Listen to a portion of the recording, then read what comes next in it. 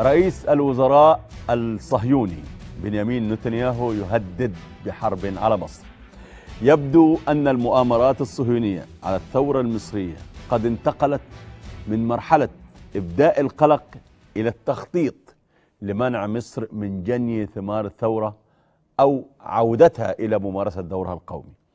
موقع نيوز وان الإخباري الإسرائيلي كشف اليوم أن رئيس الوزراء الإسرائيلي بنيامين نتنياهو اتصل هاتفيا بالرئيس الأمريكي باراك أوباما وأبلغه أن صبر إسرائيل على التغيرات التي تجري في مصر والتي أدت إلى فتح معبر رفح وقطع الغاز وتصاعد حدة العداء الشعبي قد نفد. نتنياهو قال لأوباما أن إسرائيل لن تستطيع ضبط نفسها إلى ما لا نهاية، وقد تلجأ إلى حلول دراماتيكية منها إعادة احتلال سيناء. بالقطع فإن ما قاله نتنياهو جاء متزامنا مع تصريحات صدرت من كبار المسؤولين الصهاينة. هذه التصريحات تؤكد أن الجبهة الجنوبية مع مصر باتت خطيرة، ويتحتم على الجيش الإسرائيلي إعادة النظر في الاستراتيجية الدفاعية الخاصة به. الموقع الإسرائيلي قال كمان أن نتنياهو أبلغ أوباما رفض إسرائيل أن تظل مصر في مهب الريح لا يعرف إلى أين تتجه بعد أن كانت في وقت سابق أو بعد أن كان النظام السابق حليفا لتل أبيب، وهدد باحتلال سيناء ما لم تتدخل الولايات المتحدة الأمريكية لتعيد العلاقات الاستراتيجية بين مصر وتل أبيب كما كانت. أوباما بالقطع وعد نتنياهو بالاتصال بالعديد من الدول العظمى وأيضا حتى الدول الإقليمية لمحاولة إيجاد مخرج لما يسمونه أزمة مصر. المخرج ده عايزينه بأي ثمن وبما يحفظ أمن العدو الإسرائيلي، ومن ثم فمسألة إغلاق معبر رفح هي من القضايا المطروحة. طبعا زي ما احنا شايفين تصريحات نتنياهو جاءت متزامنة مع وصف رئيس جهاز الموساد الإسرائيلي الأيام التي تعيشها إسرائيل الآن كما الأيام التي سبقت حرب 6 أكتوبر 73. قال النهاردة كأنه زي الأيام اللي سبقت حرب أكتوبر 73. وأشار أيضا إلى أن الشارع الإسرائيلي رافض لهذه السياسات. الموقع اللي اتكلمنا عنه ده برضو عكس حالة من التحول الشديد في الشارع الإسرائيلي تجاه مصر أيضا في يعني مستفزين أو بيغلوا زي ما وصف هذا الموقع ما يجرى في الشارع الإسرائيلي. على كل حال أتصور أنه الذين يدعون إلى إعادة احتلال سيناء مرة أخرى بالتأكيد يدركون تماما أن الواقع هو غير الواقع، وأن مصر وقواتها المسلحة لن تسمح بأي حال من الأحوال بهذا الهراء الإسرائيلي وتلك التهديدات الإسرائيلية التي تريد بالفعل إعادة عقارب الساعة إلى الوراء، وتريد أيضا إجبار مصر على اتباع سياسة محددة. في الفترة القادمة سنكون أمام تطورات مهمة، ونحن على ثقة بأن الشارع المصري واع لهذه التطورات وهذه المؤامرات التي تريد أن تنتهز الفرصة الآن لتهاجم مصر أو تفكر حتى في إعادة احتلال سيناء مرة أخرى. معنا على الهاتف الخبير الاستراتيجي دكتور نبيل فؤاد. دكتور نبيل، مساء الخير. أريد أن أسألك عن هذه التهديدات الإسرائيلية، إلى أي مدى هي جادة بالفعل؟ مساء الخير يا أستاذ مصطفى. أهلا بك. وأهلا بكل المشاهدين. يعني بداية طبعا مصر حاليا في مرحلة إعادة صياغة شاملة لكل سياساتها الداخلية والخارجية. سياستنا الخارجية اليوم تختلف عما كان في فترة الرئيس السابق حسني مبارك.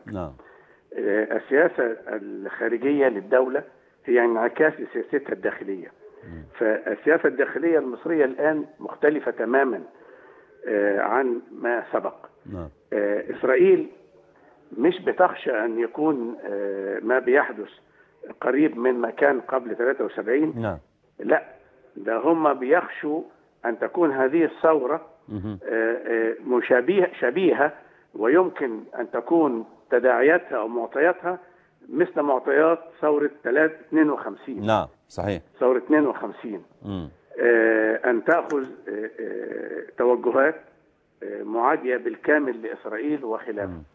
أنا بتصور أن بيننا وبين إسرائيل اليوم معاهدة سلام. نعم. الحكومة والمجلس العسكري قالوا أنهم يحترموا الاتفاقيات الموقعة. هذه واحدة. إسرائيل في اعتقادي أنها حريصة على اتفاقية السلام أكثر من مصر. نعم. إسرائيل حريصة على اتفاقية السلام أكثر من مصر.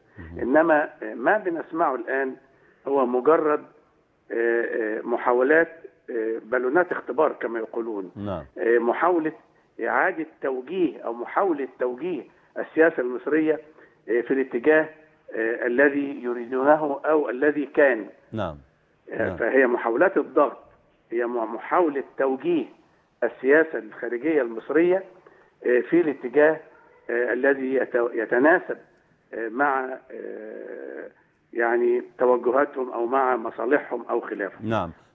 أنا في اعتقادي أنه على إسرائيل أن تفهم أن اليوم يختلف عن الأمس، وأن الشعب المصري حينما يصيغ سياسته تصاغ على أرض مصر وليس على أرض الولايات المتحدة وليس على أرض إسرائيل، إنما الشعب المصري هو الذي يصيغ سياسته الخارجية.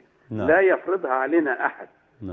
موضوع إعادة احتلال سيناء هذا هراء. لو كانوا قادرين على استمرار احتلالهم لسيناء كانوا استمروا. نحن نعلم إسرائيل والدراسات الكثيرة عن حرب 73 أكدت أنهم يعني جولدا مائير بكت يوم 8 أكتوبر لنيكسون وقالت له انقذ إسرائيل. الجيش المصري الذي قام باجتياح القوات الإسرائيلية في 73 أنا في اعتقادي أنه قادر على أن يدافع عن الأرض المصرية مرة أخرى ومرات. نعم دكتور. يعني لا يرهبنا ما يقولون. أنا في اعتقادي أنها محاولات ضغط لتوجيه السياسة المصرية في الاتجاه الذي يريدونه. نعم. الدكتور نبيل فؤاد الخبير الاستراتيجي، شكرا جزيلا لك، ومعذرة يبدو أن الهاتف قد قطع. معنا دكتور حسن علي حسن الخبير في الشؤون الفلسطينية والإسرائيلية. دكتور مساء الخير. أولا مساء الخير يا أستاذ مصطفى. أريد أن أسألك، هل تعتقد أن التوجهات الجديدة في السياسة الخارجية المصرية يمكن أن تمثل تكئة بالفعل لإسرائيل حتى تطلق كل هذه التهديدات؟ بالفعل يا أستاذ مصطفى أستطيع أن أقول أن ما حدث في مصر بعد ثورة 25 يناير أصبح مقلقا جدا للغاية بالنسبة لإسرائيل. فإسرائيل تعودت على أن النظام المصري السابق كان بالنسبة لها الاستقرار، ويمثل الاستقرار ويمثل تلبية مطالب كثيرة كانت تريدها. لكن مع الثورة ومع التوجهات المصرية الجديدة، توجهات السياسة المصرية وبخاصة النجاحات التي حققتها في المصالحة الوطنية الفلسطينية وجعل فتح وحماس تتفقان وتقف جبهة واحدة أمام إسرائيل، كما أن فتح معبر رفح، كل هذا يثير لدى إسرائيل قلاقل بشأن التوجهات المصرية في السياسة الجديدة التي تبلورها مصر الآن وتتخذها نحو إسرائيل. وفي نفس الوقت إسرائيل التي تشعر الآن بأنها في عزلة دولية شاملة تحاول كما نعلم جميعا ولديها الهاجس الأمني، تحاول أن تجد لها ما يمكن أن يبرر لها إمكانية أن تتواجد في الساحة الدولية بصورة أو بأخرى، وخاصة أننا مقبلين على شهر سبتمبر وإسرائيل تعيش في عزلة تامة في الساحة الدولية. ولهذا تحاول أن تقوم بتفجير ما يشبه بالونة اختبار بالنسبة للعلاقات مع مصر، مع إدراكها تماما أن مصر ملتزمة تماما باتفاقية السلام، وأن مصر حريصة على السلام مثل إسرائيل تماما، بل إسرائيل أكثر حرصا، لأن إسرائيل من خلال اتفاقية السلام مع مصر أصبحت الآن تدرك أنه نعم. لا يمكن أن يتم الاعتداء على مصر مرة أخرى، نعم. خاصة أن حرب 73 ما زالت تمثل لإسرائيل شوكة في حلقها، وما زال الجيش الإسرائيلي يدرك تماما أنه منذ حرب 73 لم يستطع تحقيق انتصار عسكري على أي جيش في المنطقة على الإطلاق. صحيح أنه يستطيع واستطاع فعل أن يقتل الكثير من المدنيين ويهزم الكثير من المدنيين العزل في غزة وفي لبنان، لكن لم يستطيع منذ 73 أن يحقق انتصار عسكري على جيش واحد منذ هذا دكتور حسن علي حسن، خبير الاستراتيجي، شكرا جزيلا لك.